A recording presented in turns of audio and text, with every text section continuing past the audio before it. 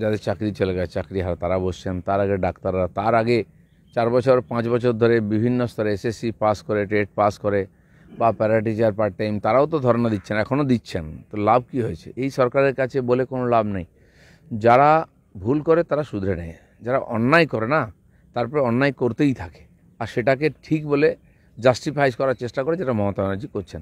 এদের কাছ থেকে কোনো আশা নেই, আগেরগুলো কী হবে আমি জানি না, কিন্তু যারা বর্তমান চাকরিহারা 18,000 তাদের সমস্যার সমাধান কোর্টই করতে পারে।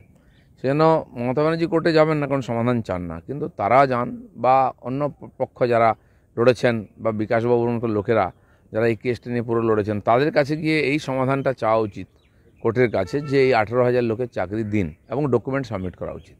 এটাই রাস্তা, আমার মনে হয় এটাই হওয়া উচিত। যে মমতা ব্যানার্জি বলেন তার আন্দোলন লগ্নে নাকি জন্ম হয়েছে, তিনি কোনোদিন আন্দোলনকে সম্মান দেন না, তার সঙ্গে কথা বলা প্রয়োজন মনে করে না।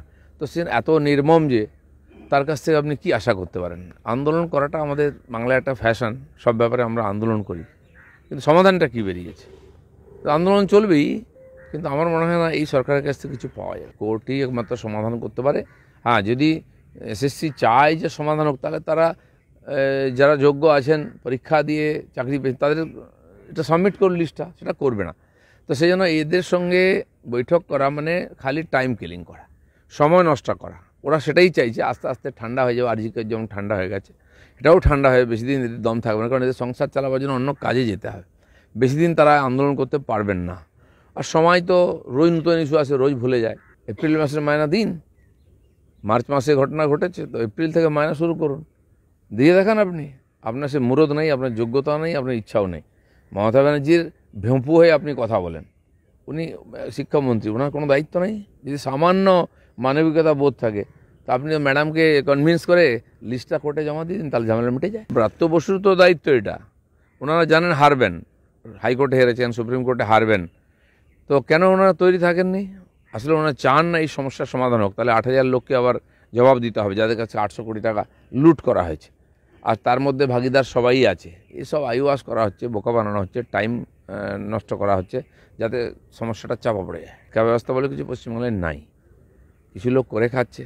স্কুল আছে তো টিচার নাই, টিচার আছে তো স্কুল নাই, টিচার আছে স্কুল আছে, স্টুডেন্ট নাই, স্কুল নেই, বই খাতা পড়াশোনা কিছুই নেই, পরীক্ষা নেই। এটা পরীক্ষা হলে তার রেজাল্ট নেই, রেজাল্ট হলে তার চাকরি নেই। এইভাবে চলতে পারে না। তো কেন চলছে?